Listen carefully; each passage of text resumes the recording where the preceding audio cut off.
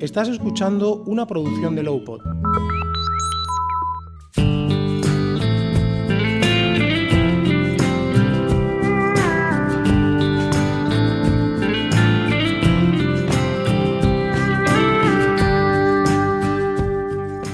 Bienvenido a Desmontando el Baremo, con Mariano Medina, un podcast formativo de ANAVA RC, la Asociación Nacional de Abogados de Víctimas de Accidentes, y presentado por el letrado Manuel Castellanos, dirigido a profesionales que tienen que utilizar el baremo de valoración de daño corporal del año 2015 para determinar las indemnizaciones a que tienen derecho las víctimas de accidentes.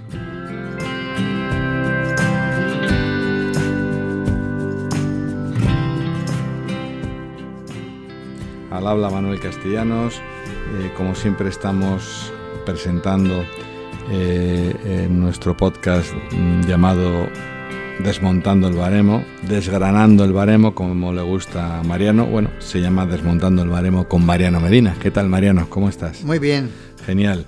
Bueno, pues tras los últimos episodios que nos metimos de lleno en el artículo 40 y nos liamos lo que iba a ser un programa en dos bastante densos, la verdad, pero es verdad que he recibido muy buenas críticas de los mismos, de la gente que lo ha entendido, que es la mayoría. Hoy vamos a abordar otra patata caliente, que son los gastos previsibles de asistencia sanitaria futura, que creemos que vamos a poder hacer en un programa y veremos cómo al final lo tendremos que hacer en dos. Hablo de los artículos 113, que son los que estipulan los gastos previsibles de asistencia sanitaria futura, y el artículo 114, que tipifica el resarcimiento de los gastos de asistencia sanitaria futura en el ámbito hospitalario y ambulatorio. Tradicionalmente lo que hago es leer el artículo completo. Lo que pasa, no sé qué te parece, Mariano, que no lo lea o lea el 113. Libéralos. Vale. Pues no lo voy a leer porque son bastante largos. Si quieres, leo el artículo, el punto 1. ¿Quieres que lea el punto 1 o no hace falta? Los gastos de asistencia sanitaria futuro compensan respecto de las secuelas a que se refieren los apartados 2 y 3 y 4 de este artículo el valor económico de las prestaciones sanitarias en el ámbito hospitalario y ambulatorio que precise el lesionado de forma vitalicia después de que produzca la estabilización de las lesiones y también aquellas prestaciones sanitarias que se produzcan en el ámbito domiciliario que, por su carácter especializado, no pueden ser prestadas con la ayuda de tercera persona prevista en los artículos 120 y siguientes. Bueno, yo creo que con este enunciado tú puedes ya empezar a desgranar el artículo. Mariano. Una idea muy buena, la de haberlo leído, porque lo que hay que hacer es leerlo, releerlo. Se puede prescindir del detalle que lo que complica esa referencia la referencia a lo de la cosa especializada de la rehabilitación. Uh-huh. Yo lo hubiera puesto en otro apartado, en otro párrafo, y hubiera dejado solo lo que has leído quitando eso. Es muy importante porque hay que creérselo. Y hay que creérselo en contra del legislador. Hay que creerse ese precepto, pese a que el legislador no quiere hacer lo que dice. Y esto es clave. Y esto sí que consejo para abogados.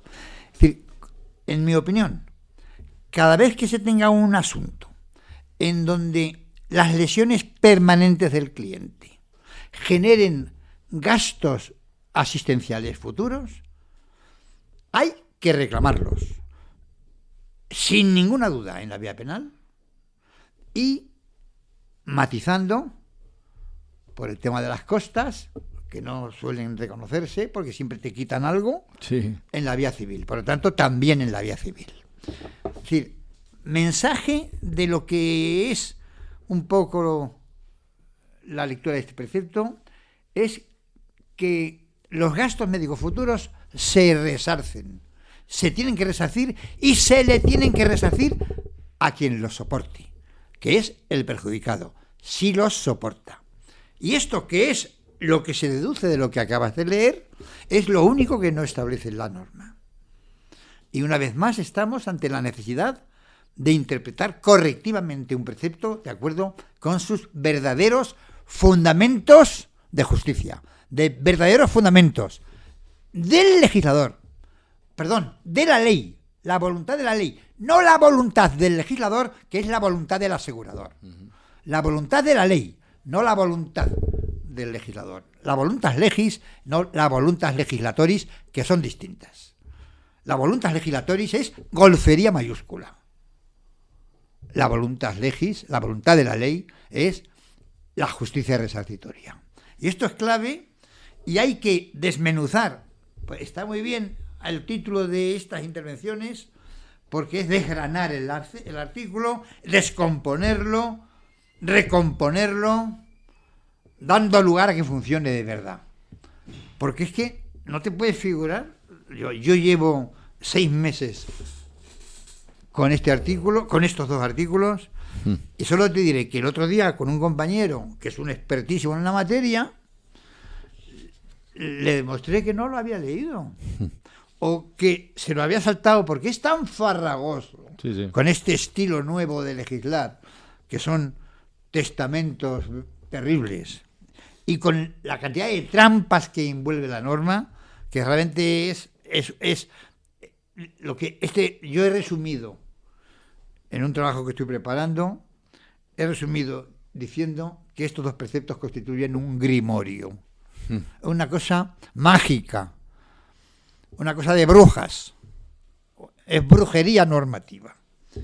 Bueno, pues de lo que tú has leído se deduce que se resarcen los gastos médicos futuros, que como es natural, y está muy bien en el título, son previsibles, porque como son futuros, no se han producido, y por lo tanto su previsibilidad es lo que convierte en actualidad resarcible ese futuro. Idea elemental. Bueno, antes de entrar en ello, menciono una sentencia de la Sala Primera del Tribunal Supremo, del magistrado estupendo, por cierto, señor Seijas, y otra que le siguió, de un magistrado estupendo, ex magistrado del Supremo ya, porque dimitió, que es el magistrado catedrático de Valencia, señor Orduña. Es interesante leer estas sentencias, porque la clave, vamos a ver, es que se me atolondro con la cantidad de ideas que se pueden decir. La historia del resarcimiento de los gastos médicos es el esfuerzo del asegurador por no pagarlos. Desde el principio. Por no pagarlos. Así de claro. O por limitarlos mucho. Y esto empezó en el año 65 con el reglamento del seguro obligatorio. Cuando se establecía por los límites del seguro obligatorio y te decían los gastos médicos hasta tanta cantidad, salvo que se presten en centros reconocidos por el Consorcio de Seguros o por el Fondo de Garantía. Bueno, a partir de ahí, la historia del tratamiento resarcitorio de los gastos médicos es un horror, es una película de horror que termina mal con este precepto. Muere el bueno y vive el malo. Esa es la conclusión final de este precepto. Bien, para no meternos mucho en el lío, en el año 2007, el legislador, asegurador, modifica el baremo del 95, modifica la regla general sexta del apartado primero del sistema y dice que en todo caso, además de lo que resulte de las tablas, se indemnizarán, fíjate, en todo caso, además de las tablas, se indemnizará el importe de todos los gastos médicos, incluidos los farmacéuticos que antes no se mencionaban, hasta la fecha de sanidad. La norma del 2007 es la norma prohibitiva del resarcimiento de los gastos médicos futuros.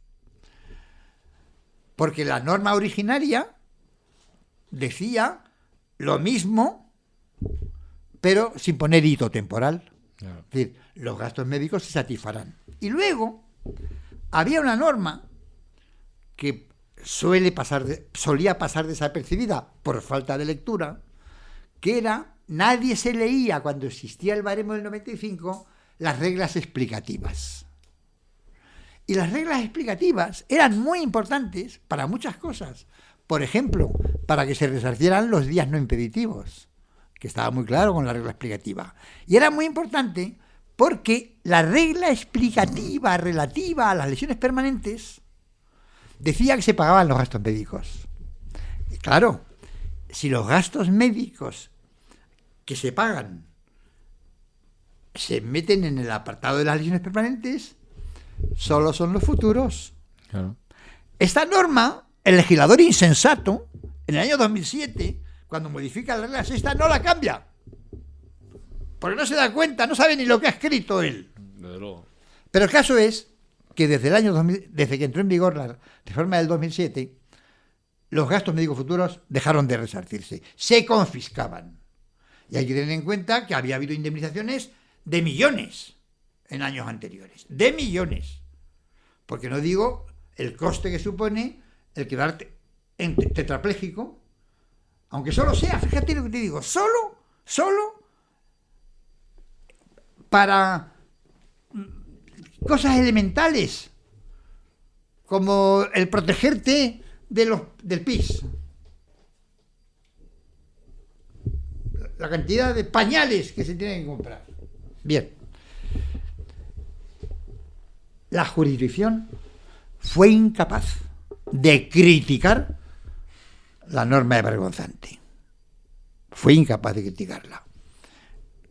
No es la función del legislador, pero lo hace muchas veces. Criticar una norma, decir que es injusta, decir que del eje federal debería cambiarse, o removerla, descomponerla, mil oportunidades. No conozco ninguna sentencia de audiencia o de Supremo, habrá alguna, en que criticaran la deleznable norma prohibitiva del 2006.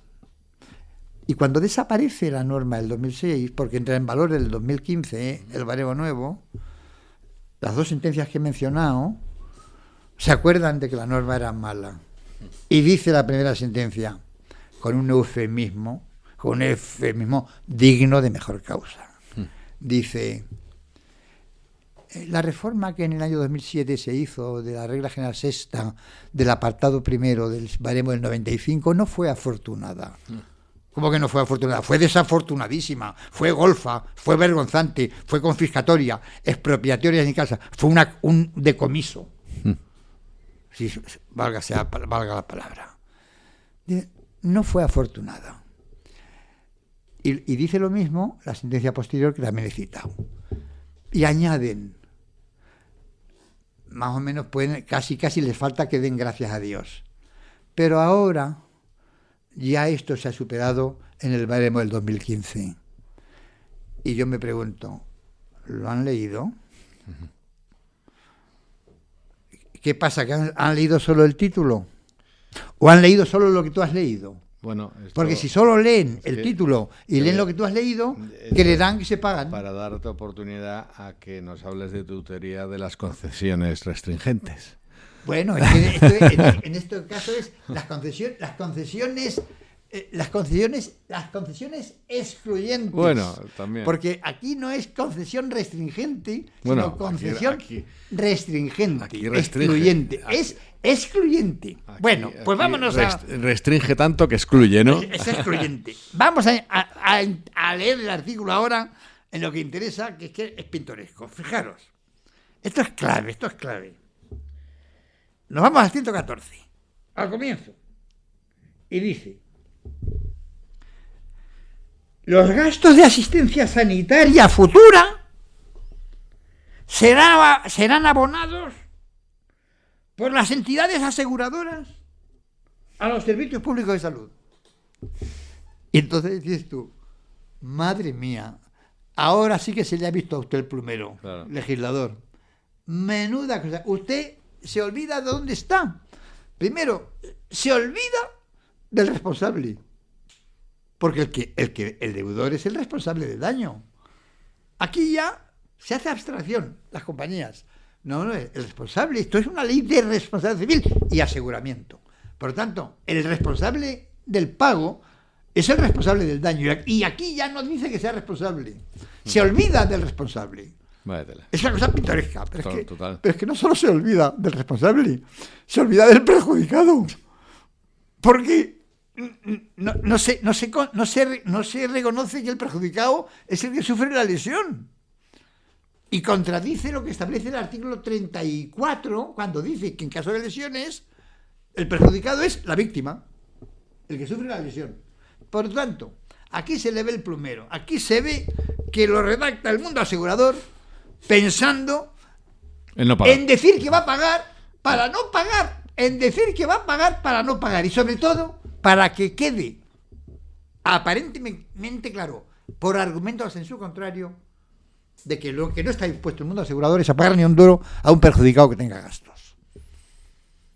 Y vuelvo a enlazar con lo que hemos dicho como mensaje inicial al hablar de este tema. Hay que reclamar los gastos médicos futuros que tenga el cliente, que tenga el perjudicado, si los va a tener, demostrando su necesidad, demostrando su importe perfectamente.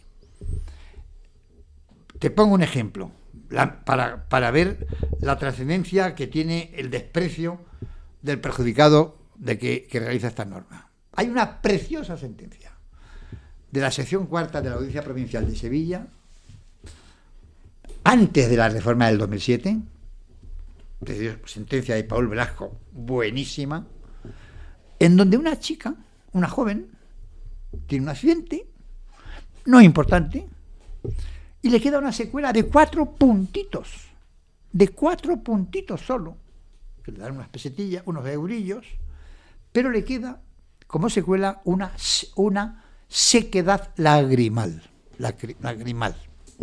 Es decir, que se le seca el ojo. Sí. Y eso exige Tratamiento.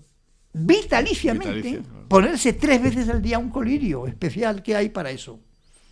Porque si no se pone el colirio, el ojo se le seca, se llega a poder perder por lo visto, y se corre al otro. Joder.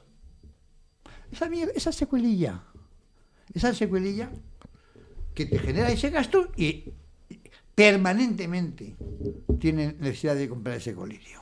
4 puntos. Pues bien, según la ley, no genera resarcimiento de gastos médicos futuros una secuela que no supere los 30 puntos. Los 30 puntos. A esta de los 4 puntos la han fastidiado. Luego ya veremos que si pasan de 30 puntos tampoco cobra el perjudicado nada. Bueno. En lugar de regularlo, la ley ha regulado muy bien gastos médicos que conceptualmente dejan de ser gastos médicos en esta ley, no en otras. Es decir, aquel gasto de tipo asistencial que cuente con una regulación específica, las prótesis, la rehabilitación, eso ya no entran en el concepto de gastos médicos futuros y se resarcen por la vía de sus correspondientes tablas. Bien, entonces, fijado en el precepto, se elimina al perjudicado, se elimina al responsable, al causante. Leyéndonos el artículo que tú has leído, dice, esto no puede ser. Y en mi opinión, son tantas las incongruencias, los absurdos, los efectos nocivos, vergonzantes de esta norma, que no queda más remedio de que los abogados tienen que movilizar a la jurisdicción para que reconozca este importe. Y vámonos una vez más, como hemos hecho en las sesiones últimas, al fundamento de la norma. ¿Tiene sentido? ¿O cuál es el sentido de que el dinerito de los gastos médicos futuros se le abone a los servicios públicos de salud? ¿Es un regalito? ¿Significa que las compañías de seguros tienen que costear los servicios públicos de salud? No. El presupuesto lógico es que se parte de la base de que el servicio público de salud es el que se va a ocupar de la asistencia futura del lesionado. estamos en lo mismo que hace unos días hablábamos con el tema del artículo 40. Si el presupuesto del que parte la norma para dar racionalidad a que se le pague al Servicio Nacional de Salud estriba en que el Servicio Nacional de Salud haya de asumir los gastos médicos, si se demuestra que no los asume, no se puede aplicar la norma. Lo mismo. ¿Y cómo se demuestra? Pues muy sencillo, con facturas. Claro. Mire usted, yo he tenido que ir al dentista porque todos los gastos futuros de mi boca que se me ha destrozado, después de que me dan, pues resulta que eso no me lo cubre la Seguridad Social. Y como lo he pagado, no tiene sentido que se le pague al Servicio Nacional de Salud si lo he pagado yo. Y entonces se puede revolver la norma jugando con el fundamento de la norma para sostener que cualquier gasto médico futuro, de acuerdo con lo que dice el precepto al comienzo y con lo que dice el enunciado, se le tiene que resarcir. ¿Y cómo? Por prueba. ¿Y qué mejor prueba que el hecho de hacer de la factura desmiente el presupuesto del que parte la norma para adjudicar a los servicios públicos de salud la cosa? Bueno, pues hay una sentencia curiosísima,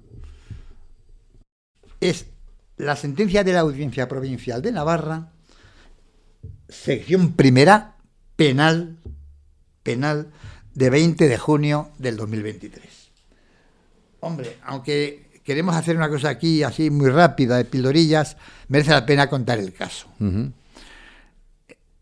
Merece la pena contarlo, aunque no agotemos el artículo que exige mucho.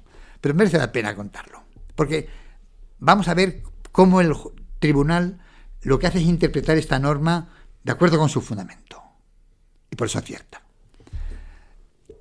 Una pareja, yo creo que me parece recordar, me suena a mí, que uno era boliviano y la otra era colombiana, o lo que sea, eran sudamericanos, que vivían en Sevilla, que se habían prometido para casarse, llevaban viviendo un poquito, y se iban a casar en próxima fecha, si querían.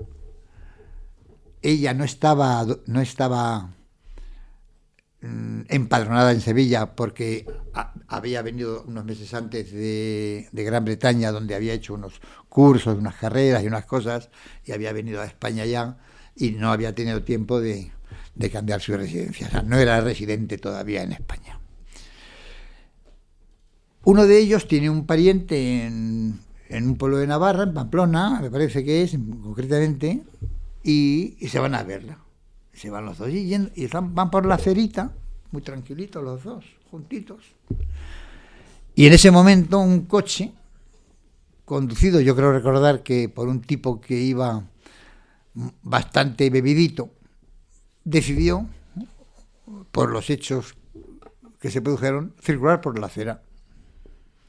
Y los atropelló a los dos. Uh-huh. Y los dejó a los dos, creo que tetraplégicos. Joder. En silla de ruedas, uno dos. Y otro. Y entonces, él, que vive en Sevilla, tiene familia en Sevilla. Ella no tiene nadie de familia en España. Tiene madre y tiene padre. Y los padres residen y trabajan en Estocolmo, en Suecia. ¿Qué hace la madre cuando se entera del accidente? Deja todo y se va a cuidar, a vigilar a su hija. Y entonces duran bastante el periodo de curación de las lesiones, y en un momento determinado, cuando ya ella con su silla de ruedas y demás, pues digo entre paréntesis, y es relevante, los dos en silla de ruedas dan lugar a que se les vaya el amor.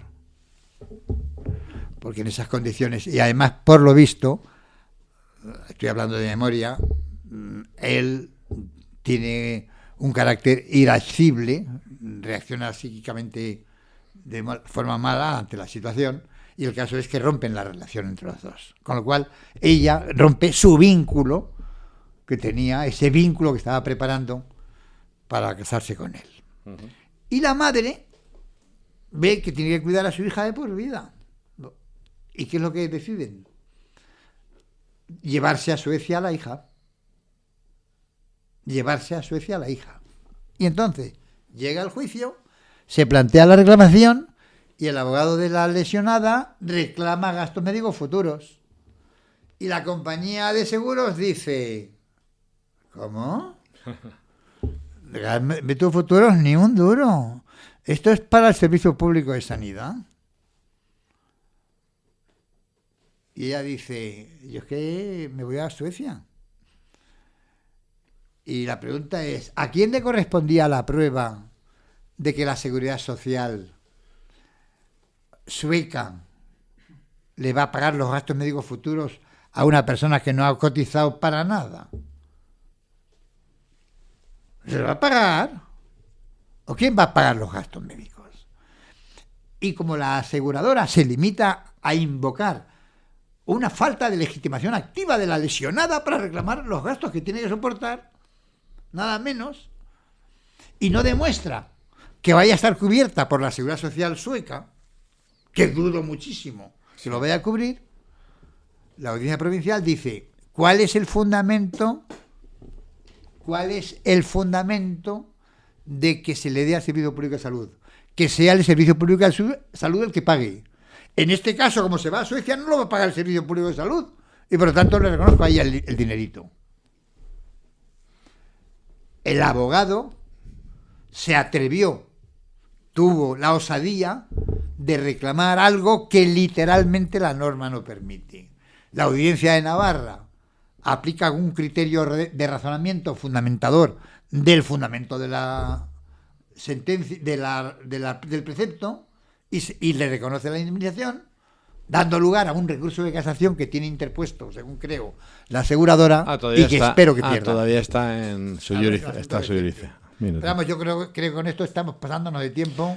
Bueno, la verdad es que es muy interesante, sí. Es verdad que el artículo que he empezado leyendo, y lo he empezado leyendo el número 1 porque era esperanzador. No hemos dicho que, bueno, los gastos de habitación en régimen hospitalario se resarcen de acuerdo a unas reglas, las secuelas que dan lugar a la compensación tienen unos requisitos, pues como los estados de coma, las secuelas neurológicas, las lesiones medulares, los puntos que has apuntado, más de 30 puntos, en fin, que yo decía las concesiones restringentes, pero aquí has dicho concesiones excluyentes. Pues como preveíamos en el inicio del programa, pues no va a ser posible en estos 30 minutos que nos tenemos designado. Muchos compañeros me dicen que lo oyen yendo a señalamientos, a juicios en el coche o en las esperas a los juzgados, porque si nos pagaran por las esperas que hacemos en las puertas de los juzgados, pues seríamos millonarios todos los abogados, y aprovechan para escuchar el podcast. Pues como siempre, Mariano, ha sido un placer escucharte. Pues ya nos quedamos emplazados para seguir con este artículo, el 113 y el 114, que también lo hemos hablado hoy, para el siguiente programa, en el que esperemos podamos finalizarlo. Pero ya adelanto que estás escribiendo un libro sobre la materia, que seguro que o tiene más de un tomo, o el tomo va a ser muy gordo. no lo sabes todavía. Pero bueno, pues todo esto, cuando hayamos publicado los 2 programas o 3, pues tendrá un sustento en papel, que es el libro que está preparando Mariano, y ahí estará perfectamente explicado, y además tiene la buena costumbre de aportar un montón de jurisprudencia que ejemplifica todo lo que cuenta en sus manuales. Pues nada, pues muchas gracias, Mariano. Nos vemos nos escuchamos en la siguiente. El próximo día, para este artículo, traeré una ametralladora. Genial. Bueno, pues nada, gracias a todos y hasta pronto.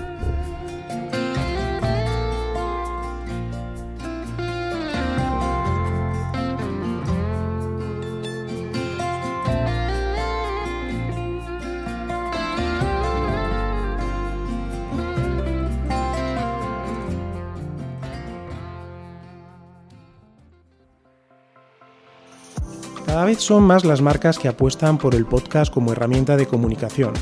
Pero, ¿qué ventajas tiene? Con un podcast le hablas al oído a tu cliente, estableciendo una conexión más directa, cercana y emocional. Un espacio de diálogo que crea comunidad. Aumenta también el recuerdo de tu marca y tu credibilidad. En Lowpod te queremos ayudar. Somos una productora que impulsa tu comunicación a través de la palabra. Para más información visita nuestra web lowpod.es o escríbenos a contacto@lowpod.es. Apuesta por el podcast, apuesta por Lowpod.